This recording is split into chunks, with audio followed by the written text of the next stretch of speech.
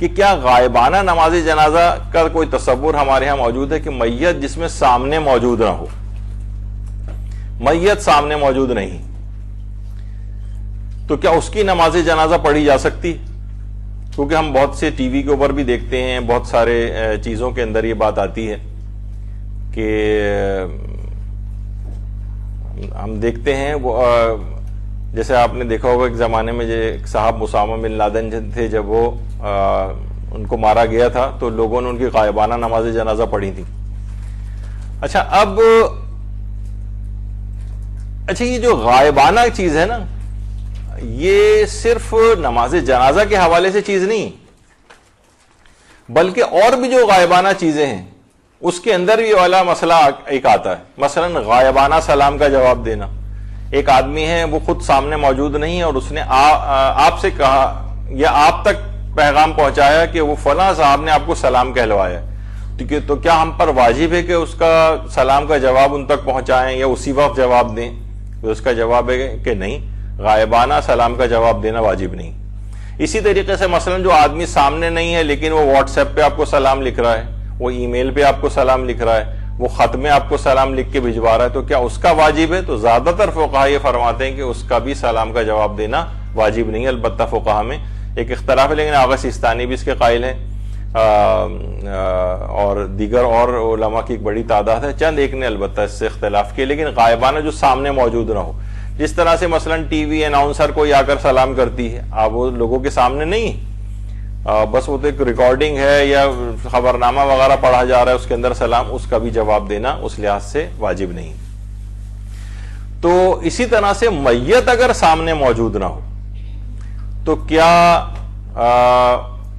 اس کی نماز جنازہ پڑھی جا سکتی ہے یا نہیں؟ تو اچھا دیکھیے، ہمارے جو اہل سنت برادران ہیں ان میں شافعی اور حنبلی فقہ کے اندر جائز ہے۔ حنبلی فقہ سعودی عرب کے اندر فالو کی جاتی ہے، وہاں پر غائبانہ نماز جنازہ ہوتی ہیں۔ شافعی فقہ والے بھی غائبانہ نماز جنازہ پڑھتے ہیں، لیکن جو فقہ حنفی اور فقہ مالکی، پاکستان میں فقہ حنفی بہت زیادہ ہے، یہاں حنفی علماء غائبانہ نماز جنازہ کو جائز نہیں سمجھتے، اور وہی بات کہتے ہیں جو کہ شیعہ فقہا یہ بات کہتے ہیں۔ شیعہ فقہا تو تمام کے تمام بالکل متفق ہیں کہ غائبانہ نماز جنازہ جو ہے وہ جائز نہیں، تمام شیعہ فقہا اس بات پہ متفق۔ آیت اللہ سیستانی بھی فرماتے ہیں کہ نماز میت کی شرائط میں سے ہے کہ میت حاضر ہو، اور غائبانہ نماز جنازہ صحیح نہیں ہے خواہ میت اسی شہر میں کیوں نہ موجود ہو، یعنی میت اسی شہر میں موجود ہے لیکن پھر بھی غائبانہ، بلکہ اتنی دور بھی میت نہیں ہونی چاہیے۔ مثلا میت کسی جگہ پر میت رکھی ہوئی اور ہم اس سے بہت دور 15-20 فٹ کے فاصلے پر کھڑے ہو کر وہاں پہ نماز جنازہ پڑھ رہے ہیں، تو یہ بھی صحیح نہیں، بلکہ مستحبات کے اندر سے ہے کہ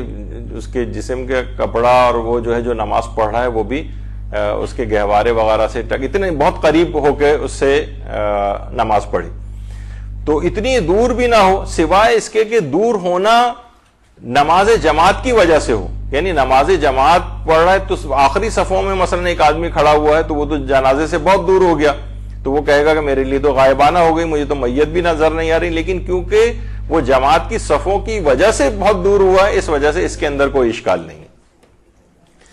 تو بہرحال یہ ایک چیز اس کے اندر دماغ میں رہے۔ اچھا، اب مسئلہ یہ ہے کہ اختلاف کی وجہ کیا ہے، یعنی یہ کہاں سے یہ بات دماغ میں آئی کہ غائبانہ نماز جنازہ نہیں ہو سکتی، غائبانہ نماز جنازہ ہو سکتی ہے؟ وہ یہ کہ نجاشی جو بادشاہ تھا،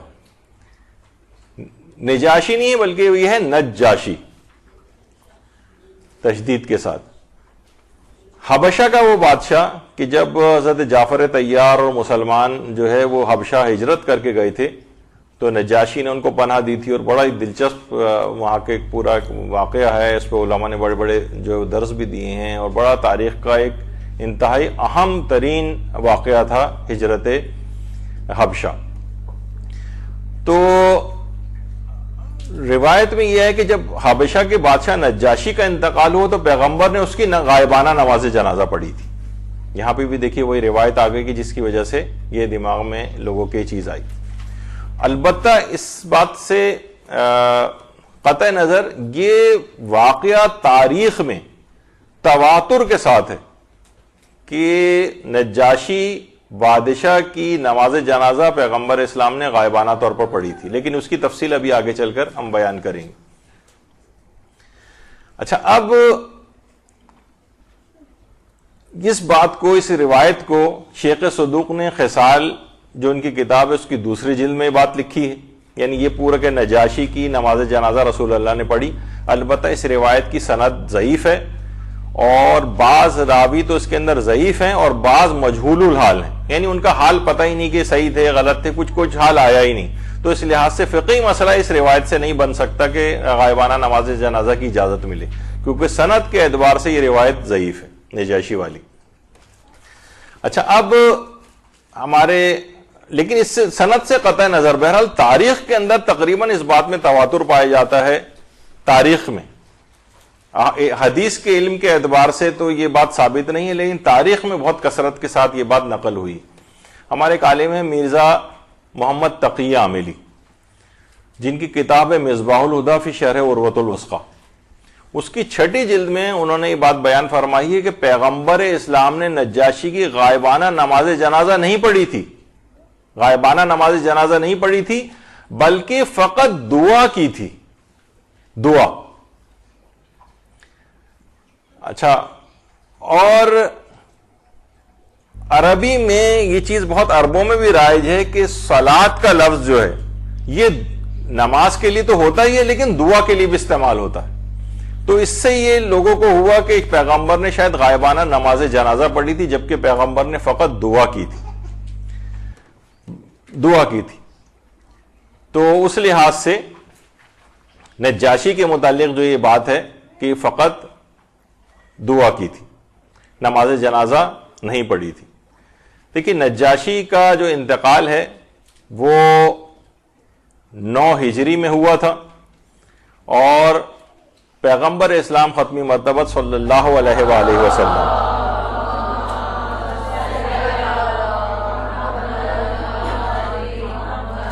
اپنے اصحاب کے ساتھ مسجد نبوی میں بیٹھے ہوئے تھے کہ اسی وقت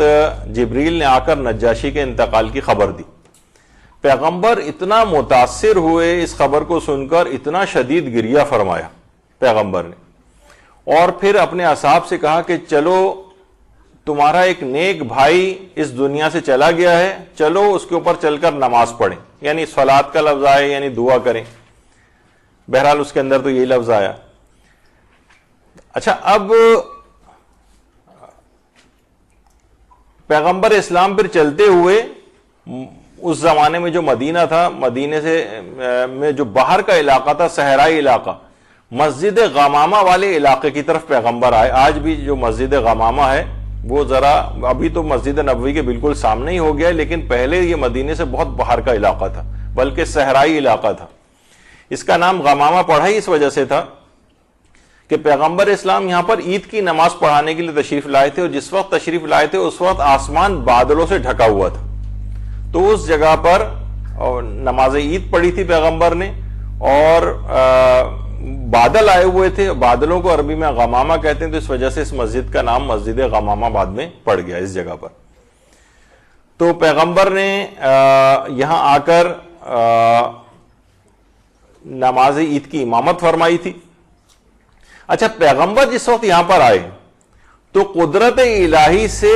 پست اور بلند ہوئی زمین، اور اس کے بعد مسطح اور مساوی ہو گئی، اور یہاں تک کہ پیغمبر اسلام کے سامنے نجاشی کا جنازہ آ گیا۔ اچھا، اب پیغمبر اسلام کے سامنے کیونکہ جنازہ آ گیا تو پیغمبر اسلام نے وہاں پر نجاشی کی نماز جنازہ پڑھائی اور 7 تکبیرات کے ساتھ پڑھائی، اور جیسی پیغمبر نے نماز جنازہ ختم کی، جنازہ نجاشی کا غائب ہو گیا۔ اچھا، شیخ طوسی نے بھی یہ بات لکھی ہے کہ یہاں پر صلاۃ سے مراد دعا کرنا ہے، ایکچوئل نماز مراد نہیں۔ اچھا دیکھیے، جو نجاشی بادشاہ تھا کہ جس وقت حضرت جعفر طیار وہاں پر پہنچے تھے اور بڑا زبردست قسم کا ایک گفت و شنید اور آرگومنٹ اور سوال و جواب جو ہے بادشاہ کے ساتھ ہوئے تھے، اور اس کے نتیجے میں پھر جعفر طیار نے جو تبلیغ کی تھی، نجاشی مسلمان ہو گیا تھا۔ جعفر طیار کی قبر مبارک ہے اردن میں، جس کو داعش والوں نے کئی دفعہ جلانے کی بھی کوشش، بلکہ جلایا اس کو، ان کے مقبرے کو، اور کافی اس کی اٹیمپٹس ہو چکی۔ اور آج نجاشی کی جو قبر ہے وہ ایتھوپیا میں، کیونکہ ایتھوپیا، حبشہ کا جو موجودہ نام ہے وہ ایتھوپیا ہے، اور نجاشی کا یہ مقبرہ ہے اور یہ نجاشی کی قبر ہے۔ اور روایت میں یہ بات ملتی ہے کہ ایک اچھا ابھی تو میں روایت کی بات تو بتاتا ہوں، یہ نجاشی کی قبر ہے۔ اس کے اوپر موجودہ زمانے میں ترکی نے، طیب اردوان جو ہے، اس نے باقاعدہ کہا ہے کہ اس کو اور مزید بنایا جائے نجاشی کے مقبرے کو، اور اب تقریباً کمپلیشن کے مراحل کے اندر ہے، اور بہت ہی زبردست قسم کا اس کا ایک مقبرہ نجاشی کا وہاں پر تعمیر ہونے کے قریب ہے۔ اچھا، جب پیغمبر اسلام نے یہ جنازہ، یہ دعا جو بہرحال اگر نماز ہم میت کہیں، نماز جنازہ پیغمبر نے پڑھا دی، تو اس کے بعد منافقین کی طرف سے کافی اعتراضات آئے، اور ایک یہ بھی اعتراض تھا کہ دیکھو اس پیغمبر کو، یعنی انہوں نے ایک نصرانی کی نماز جنازہ پڑھا دی، حالانکہ وہ اسلام قبول کر چکا تھا، لیکن بہرحال انہوں نے اس بات کو مشہور کیا۔ تو اس کے بعد جبریل کچھ آیات لے کر نازل ہوئے، اور باقاعدہ ان آیات میں یہ چیز آئی کہ اہل کتاب میں وہ لوگ بھی ہیں جو اللہ پر اور جو کچھ تمہاری طرف نازل ہوا ہے، جو ان کی طرف نازل ہوا ہے، سب پر ایمان رکھتے ہیں، اللہ کے سامنے سر جھکائے ہوئے ہیں، اور کسی حقیر قیمت پر خدا کو فروخت نہیں کرتے۔ ان کے لیے پروردگار کے ہاں بڑا اجر ہے، اور خدا بہت جلد حساب کرنے والا ہے۔ باقاعدہ نجاشی کی تعریف کے اندر یہ آیات بھی نازل ہوئی، جس وقت یعنی نجاشی ابھی مسلمان بھی نہیں ہوا تھا، لیکن باقاعدہ کہ جب سورہ مریم کی تلاوت حضرت جعفر طیار نے اس کے دربار میں کی تھی، تو اس قدر آنسوؤں کے ساتھ نجاشی رویا تھا کہ پوری داڑھی اس کی آنسوؤں سے بھیگ گئی تھی۔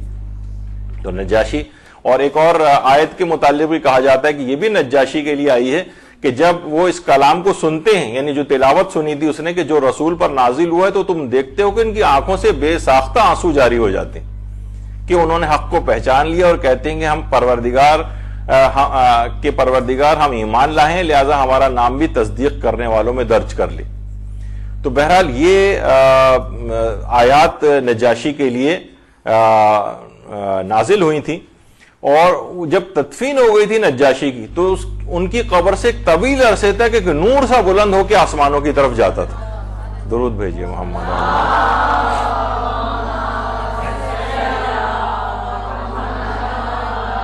اور باقاعدہ البدایہ والنہایہ جو ہمارے اہل سنت کی کتاب ہے، اس کے علاوہ بہار الانوار ہے، اس کی بھی 6 جلد کے اندر یہ بات ہے کہ ان کی قبر سے ایک نور سا بلند ہوتا ہوا آسمانوں کی طرف جاتا تھا۔ اچھا، اس میں ایک دوسرا نقطہ نگاہ بھی ہے، وہ یہ ہے کہ ٹھیک ہے کہ یہ ایک تو نقطہ نگاہ یہ ہو گیا جو بھی آپ نے سنا کہ یہ نماز نہیں تھی بلکہ دعا کی گئی تھی، تو غائبانہ نماز جنازہ کا تصور نہیں۔ دوسرا نقطہ نگاہ یہ ہے کہ یہ یا تو رسول اللہ کی خصوصیت تھی، یعنی پیغمبر اسلام کے لحاظ سے ایک خصوصیت تھی، وہ جو ہم ابھی ذکر کریں گے، یا یہ نجاشی کے اعتبار سے خصوصیت تھی۔ جیسے وہ کہا جاتا ہے نا کہ بہت سے اصحاب کے اندر کچھ خصوصیات ایسی تھیں کہ ذرا ان کا کیس الگ ہو گیا تھا، جیسے خزیمہ بن ثابت جو ذو الشہادتین کے نام سے مشہور ہیں، جن کی ایک شخص کی گواہی 1 کے برابر ہوتی ہے نا، خزیمہ کی گواہی کو 2 کے برابر قرار دیا گیا تھا۔ اس کا خاص واقعہ ہے کہ ذو شہادتین قرار دیا گیا تھا۔ تو کچھ اصحاب کے اعتبار سے ان کی کچھ خصوصیات ایسی تھیں جس کی بنا پر کچھ اسپیشل ان کے ساتھ طریقہ کار اختیار کیا گیا، خزیمہ کے ساتھ جیسے۔ تو علماء یہ فرماتے ہیں کہ یہ نجاشی کے ساتھ ہی فقط ہوا، کیونکہ پیغمبر اسلام کے پاس تو مختلف شہروں اور علاقوں میں جو دیگر اصحاب تھے ان کی اموات کی اور شہادتوں کی خبریں بھی آتی تھیں، لیکن پیغمبر نے کبھی ان کی نماز جنازہ نہیں پڑھی۔ مثلا حضرت جعفر طیار، یہ ان کی قبر مبارک ہے، یہ جب جنگ موتا میں شہید ہوئے ہیں جعفر طیار، اور تو ان کی شہادت کی خبر بھی جو ہے پیغمبر کے پاس آئی تھی، لیکن پیغمبر نے ان کی نماز جنازہ نہیں پڑھی تھی۔ اسی طریقے سے زید ابن حارثہ، یہ بھی جنگ موتا میں شہید ہوئے تھے۔ زید بن حارثہ، زید تو وہ ہیں جن کا نام قرآن میں آیا ہے، اور ایک ان کی بیوی کے ساتھ طلاق ہو گئی تھی، اور اسی کے ضمن میں پھر پیغمبر نے ان سے جو ہے ان کی زوجہ سے شادی کر لی تھی، تو اس لحاظ سے جو زینب تھیں پھوپھیزاد بہن بھی تھیں پیغمبر اسلام کی، تو اس زمانے میں خیر بڑا ابھی اس کو ہم انشاءاللہ ایک الگ سینیریو کے اندر جو ہے وہ بیان کریں گے، جو آئندہ آنے والے درس ہیں ان کا ایک واقعہ خاص زید کا. تو ان کی بھی جنگ موطا میں شہادت کی خبر پیغمبر کو ملی تھی، لیکن ان کے لیے بھی غائبانہ نماز جنازہ نہیں پڑھی تھی. تو اچھا، کچھ ہمارے برادران اہل سنت کہتے ہیں کچھ روایات ہیں جن کو ان کے اکثر علماء بھی نہیں مانتے کہ پیغمبر نے ان کی بھی نماز غائبانہ نماز جنازہ پڑھی تھی، تو وہ خیر ایسا نہیں ہے. اور ایک اور روایت بھی پیش کی جاتی ہے کہ جس وقت پیغمبر جنگ تبوک کے لیے تھے، تبوک کے میدان میں موجود تھے، تو مسلمانوں کے ساتھ جب باقاعدہ جب جنگ تبوک ہو رہی تھی تو جبریل نے اس وقت آ کر پیغمبر کو اطلاع دی کہ آپ کے ایک صحابی مدینے میں انتقال کر گئے، اگر آپ پسند کریں تو زمین کو سمیٹ دیا جائے تاکہ آپ ان کا جنازہ پڑھ سکیں.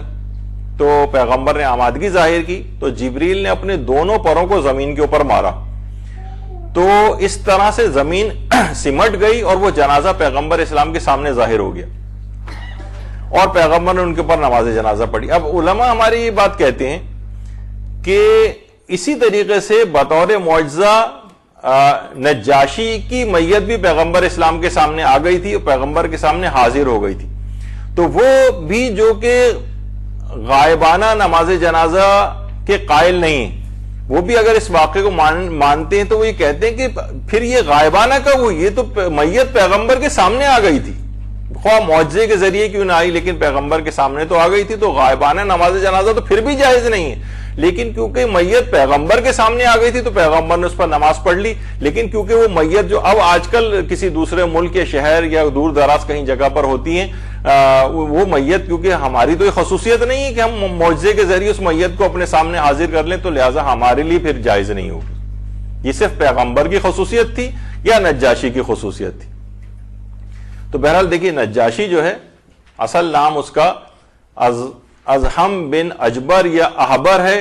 اور ازمہا کے نام سے بھی روایات کے اندر یہ چیز آئی ہے. تو بہرحال شیعوں کے نزدیک تو یہ بالکل اتفاقی مسئلہ ہے کہ غیبت میں یعنی غائبانہ نماز جنازہ جو ہے وہ کسی بھی شخص کی جائز نہیں ہے. اور علماء اہل سنت میں بھی حنفی اور مالکی فقہ کے اندر اجازت نہیں ہے، صرف شافعی اور حنبلی فقہ کے اندر اس بات کی اجازت ہے. تو اس کے اندر بھی آپ نے دیکھا کہ صرف روایات جو ہیں وہ اس سلسلے میں جو آئی ہیں اس سے لوگ عام طور پر خود سے روایات پڑھتے ہیں، پھر خود سے ہی ایک نتیجہ نکالتے ہیں کیونکہ پیغمبر نے پڑھی تھی تو لہٰذا غائبانہ نماز جنازہ کی اجازت ہے. اور یہ والے جو روایات ہیں جیسے میں نے کہا کہ تاریخ کے اندر تو تواتر کے ساتھ تقریباً آئی ہیں، لیکن وہ سند کے اعتبار سے یعنی کسی حکم شریعت کو ثابت کرنے کے لیے نہیں ہے. اور کسی خاص صرف دیگر اصحاب کے ساتھ بھی ایسا ہوتا تھا لیکن پیغمبر نے ان کی کبھی غائبانہ نماز جنازہ نہیں پڑھی. ائمہ کے اپنے اصحاب مختلف علاقوں اور شہروں کے اندر انتقال کرتے تھے اور ان کی خبریں آتی تھیں، ائمہ نے کبھی اس کو نہیں پڑھا ہے. لہٰذا ہماری فقہ کے اندر تو مطلقاً اس بات کی اجازت نہیں ہے. البتہ اہل سنت کے جو 4 میں سے 2 فقہ ہیں وہ اجازت دیتی ہیں اور 2 اجازت نہیں دیتی. تو بہرحال یہ 3 تقریباً ہم نے آج حدیث کے سلسلے میں جو چیزیں ہیں وہ آج مکمل کی ہیں. تو اسی طرح سے جو مدرسے کی انتظامیہ ہے ان کی طرف سے یہی بات آئی ہے کہ اس طرح کی بہت ساری روایات ہیں اور چیزوں کے صحیح مفہوم یا فقہی مسائل کہ جن کے پیچھے اس طرح کی چیزیں اور غلط فہمیاں ہیں ان کو دور کیا جائے. تو ہماری سیریز جو چل رہی ہے تو آج ہم نے تقریباً ان 3 چیزوں کو مکمل کیا. ایک سے زیادہ ایک ہی وقت میں؟ جی ایسا کر سکتے ہیں. البتہ یہ ہے کہ ایک سے زائد ان جو کہ صاحبان علم اور فضل ہوتے ہیں ان کے لیے یہ ہے کہ وہ ایک سے زائد دفعہ بھی ان کی پڑھی جا سکتی ہے. لیکن اگر کوئی عام آدمی ہے تو کوئی اور اگر وجہ نہیں ہے تو بار بار اس کی نماز جنازہ پڑھنا یہ اتنا پسندیدہ نہیں ہے. البتہ صاحبان علم و فضل ہو تو اس کے لیے پسندیدہ ہے. جیسے خود پیغمبر اسلام کے لیے کتنی دفعہ متعدد لوگ آتے تھے، پڑھ کے جاتے تھے اور ائمہ اطہار نے الگ پڑھی ہیں، دیگر اصحاب نے جو ہے جو اصحاب باصفہ تھے انہوں نے الگ پڑھی. تو اس لحاظ سے اس بات کی اجازت ہے. اور اگر ایک ہی مراد یہ ہے کہ ایک ہی وقت میں ایک مسئلہ اور بھی اس میں بیان کر دیا جائے، متعدد جنازے اگر رکھے ہوں تو جمع کے سیغوں کے ساتھ ایک ہی وقت میں تمام کی نماز جنازہ بھی پڑھی جا سکتی ہے. البتہ زیادہ بہتر یہ کہ ہر جنازے کی الگ نماز پڑھی جائے، لیکن اگر مجموعی طور پر جنازے زیادہ ہوں تو جمع کے صیغوں کے ساتھ اجتماعی نماز جنازہ بھی پڑھی جا سکتی. وصلی اللہ علی محمد وآلہ الطیبین الطاہرین.